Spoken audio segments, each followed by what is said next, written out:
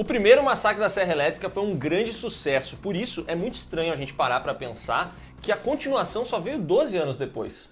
Faz tempo. Mas lá no fundo tem sentido, porque olha só, pra começar, os caras que produziram o Massacre da Serra Elétrica, os atores, o Tobe Hooper, todo mundo, eles passaram por um processo de gravação tenebroso, porque eles estavam num lugar que era muito quente, eles gravavam 15, 16 horas por dia, porque eles não tinham grana pra gravar mais dias, então eles tinham que ter menos diárias de aluguel de equipamento e tal. E cara, foi um inferno aquilo ali, fedendo a carne podre, foi horroroso. Que coisa horrorosa! Foi tenebroso. E olha só, cara, a galera quase não foi paga, porque os atores, o pessoal que participou da produção, foi só ser pago completamente lá depois dos anos 80, tá ligado? A galera ficou esperando o dinheiro e não vinha. Meu Deus do céu, eu quero minha grana, pelo amor de Deus. E outra coisa, o Tobe Hooper tava começando a carreira dele lá no início. Então ele não sabia muito bem como é que fazia as paradas ainda. Só que com o passar dos anos ele começou a achar, bom, agora eu tô top, agora eu sei dirigir. Ele dirigiu o Poltergeist e ele falou, cara, agora pode deixar que eu vou fazer uma sequência digna. E foi isso que aconteceu, porque em 86 teve o Massacre da Serra Elétrica 2.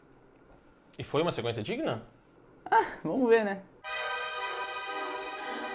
Com o roteiro de Kit Carson e Tobe Hooper e direção do próprio Hooper, o Massacre da Serra Elétrica 2 nos mostra que a Sally, após escapar da família Sawyer, foi para uma delegacia, relatou tudo o que aconteceu e essa investigação que se iniciou não deu em absolutamente nada. Deu em pizza. Deu em churrasco.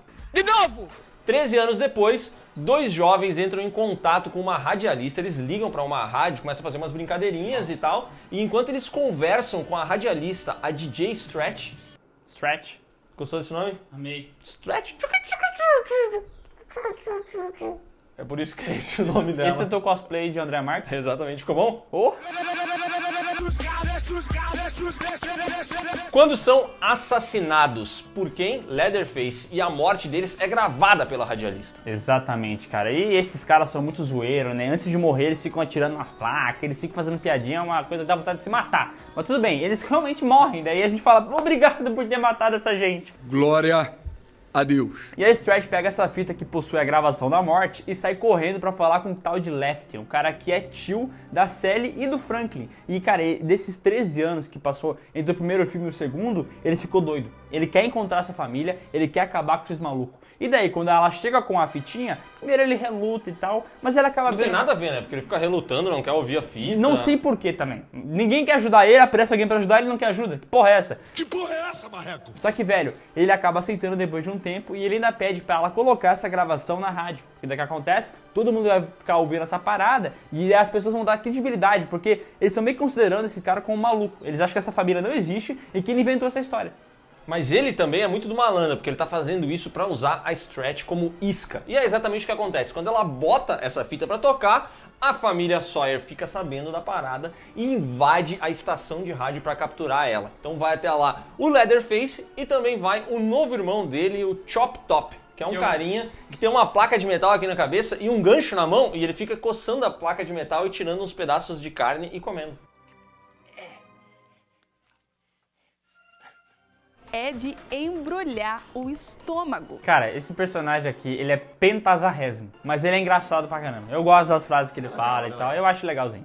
What was it anyway? The Rambo 3 soundtrack? Só que o Leatherface, meu amigo, ele tá... Não sei o que aconteceu com ele, velho. Ele virou um doente mental. Ele já era. Mas aqui é de um jeito ruim. De um jeito ruim. E, cara, ele fica dançando antes de pegar as pessoas. Tem uma cena que ele sai correndo atrás da menina e, do nada, ele para na porta e fica... Parece que ele tá imitando o Tusken Rider, tá ligado?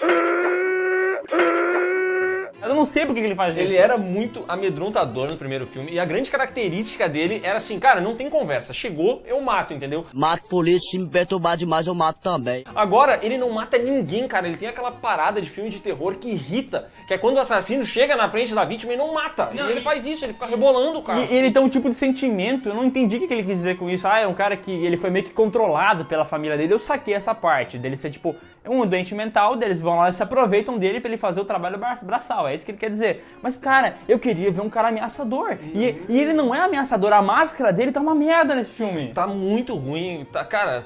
Sério, mas o pior de tudo é que ele se apaixona pela Stretch. Porque aí, assim, o Chop Top mata o assistente da Stretch. Ele fica de serradura. Ele fica de serradura, cara. O Chop Top leva o cara que trabalha com a Stretch embora e ele deixa o Leatherface assim, ó, cuida da guria aqui. E aí ele chega perto e começa a bulinar ela com a motosserra, cara, não faz sentido nenhum essa cena. Só um detalhe, sobre a máscara dele, esse filme aqui tem produção do Tom Savini, mas a máscara é muito pior que a do primeiro filme. O Tom Savini ele manda bem em todas as outras partes do filme. Tem uma parte que eles arrancam a pele de um pessoal que tava no chão ali, um amigo da DJ. Isso é muito bem feito. Mas a máscara dele parece que ele comprou no 99. Pobre! E dentro dessa parada de bizarrice do filme, tem o arco do Drayton Sawyer, que é o velho da família lá, não o velho. O cozinheiro. O cozinheiro. Eu não queria dizer que ele era o velho. Ele é o menos velho que o velho. Quê? Mas ele, cara, ele faz o melhor chili da região, porque ele usa carne humana. I got a real good eye for prime meat. Tem toda uma crítica que ele quer fazer, entendeu? Esse filme aqui é 100% humor negro e 0% terror. Mas ele é tão bizarro que ele passa o limite de ser uma crítica legal. Ele fica bobo, tá ligado? Tem umas cenas que dá vontade de se enterrar, velho. Assim, ai, para com isso, pelo amor de Deus. Ai, que dor! O xerife também, ele virou um cara louco. Ele quer muito caçar o Leatherface, então ele vai lá e come umas motosserras. Ele quer matar o cara com uma motosserra, entendeu? É, exatamente. Depois que a notícia começa a correr e que a Stretch é levada embora, a gente descobre que o xerife estava observando e só esperando para poder seguir eles até o covil da família, que agora é um parque de diversões abandonado. E aí quando ele chega lá, antes dele ter ido, no caso, ele passa numa loja de motosserras e ele compra 3 motosserras, que não faz sentido nenhum. Ele tem uma motosserra de 2 mãos e ele carrega uma em cada lado da cintura, que são de uma mão só. E a cena dele testando as motosserras é tipo assim, dá muito mais medo dele do que do Leatherface, porque ele é muito mais perturbado. São os caras perturbados de verdade, né? E o Dennis Hopper tá com uma cara de doente mental nesse filme que convence que ele é doido mesmo. E nesse parque abandonado acontece coisas bem malucas, porque, cara, a Stretch vai parar lá e ela meio que fica presa pela galera, e daí, mano, aparece esse amigo da Stretch pra salvar ela. E como a gente falou, o Tom Savini manda muito bem. Na maquiagem tem toda uma cena dele tirando a pele, o Leatherface vai lá e tira o rosto dele e faz uma máscara pra Stretch, obriga ela a usar e começa a dançar com ela. Isso é muito bizarro e isso até que eu acho legal, pô. Essa cena é legal. Essa cena é massa, só que, cara, dentro é uma loucura, porque aparece lá o Left e ele começa a cortar as vigas, velho, porque ele quer derrubar o lugar, entendeu? Ele começa a cortar que nem um doido, assim, ele fica, sei lá, 40 minutos do filme cortando viga. É, porque a Stretch, ela foi capturada. Aí o Left, em vez de ir lá e salvar ela, eles estão levando ela pro jantar, aquela mesma história que a gente viu no primeiro filme. Em vez do cara entrar lá em silêncio e salvar ela, ele entra e ele começa a gritar assim, a cortar, querer derrubar o lugar, não faz sentido nenhum, porque é umas vigas que também não seguram nada, né? Tipo assim, é uma viga que tá em pé aqui. Ele corta, nada acontece. Mas eu entendi o que o Tobe Hooper quer dizer. Ele quer dizer que o cara que começa a perseguir o fanático fica tão fanático quanto fanático. Entendeu? É um gênio. Completamente enlouquecido, o Left chega lá, consegue salvar a Stretch e inicia a coisa mais bizarra desse filme, que é uma batalha de motosserra. Porque ele chega com 3 motosserras, aí tem um Leatherface com uma outra motosserra, e eles começam a fazer uma luta de espada, mas que é motosserra. É tosco, mas eu vou dizer, cara, sempre que eu vejo uma cena de batalha de motosserra, eu me empolgo.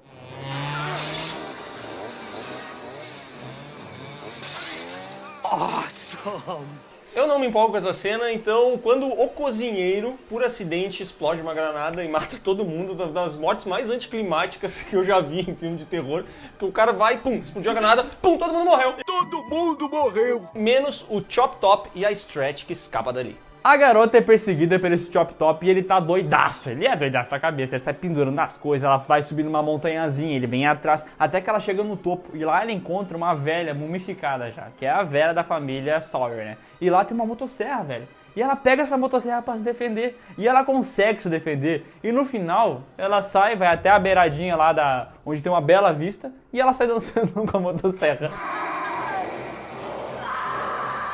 O Leatherface no primeiro filme. Só que é muito tosco, velho. Ela acabou de passar por um trauma, daí ela começa a dançar. E ela, ó, vou dizer uma coisa. Essa mulher, ela não é brasileira, porque ela não tem gingado. Ela dança muito mal. Dança duro, né? Dança duro. Dança com duro. Massacre da Serra Elétrica 2 não foi muito bem nas bilheterias e na crítica o pessoal não gostou também. Essa escolha de mudar o tom do filme para uma crítica, muito uma coisa de humor mesmo, não ficou legal. E esse filme ele era total zoeira, tanto é que o pôster do filme era inspirado no pôster do filme Clube dos Cinco. Eu não entendi o que ele quis dizer ali, é muito doido pra Não, minha mas se cabeça. for parar pra pensar, a merda estava ali o tempo todo e só você não viu. Porque o pôster era igualzinho e ele já dava a entender que esse seria o tom do filme, entendeu?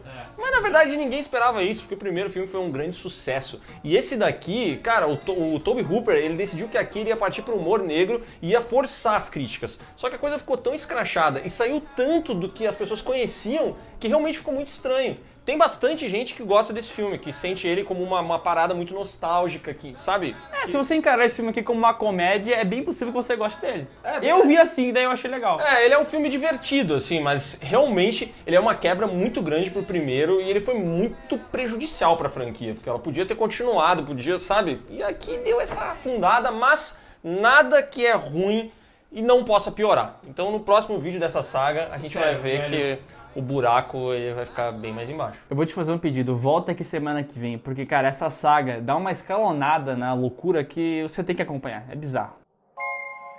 Então é isso, meu amigo, se você gostou desse vídeo, pega a motosserra, bota no like, se inscreve no canal, marca o sininho e comenta aqui. Você curte esse segundo filme? Porque eu sei que tem gente que gosta, mas eu quero saber a sua opinião. Deixa aqui o seu comentário e depois vai seguir o canal Piuí lá no Instagram. Porque Segue a gente no Instagram, eu e o Piuí também. Mas principalmente o Piuí, porque é lá que a gente vai fazer as definições de saga. A próxima saga vai estar lá a votação, então não deixa de seguir o Piuí. Segue a gente no Twitter também. Ouve o PiuíCast, o podcast do canal Piuí. Cara, na boa, ganhou o prêmio de melhor podcast de 2019. Sabe quem deu esse prêmio? Quem? Meu pai. Caraca, então eu respeito muito. Parece os prêmios do Piuí. E além de tudo isso, o que mais a pessoa pode fazer? Comprar um panetone. Assistir os vídeos que estão passando aqui na tela, enquanto ela come um panetone.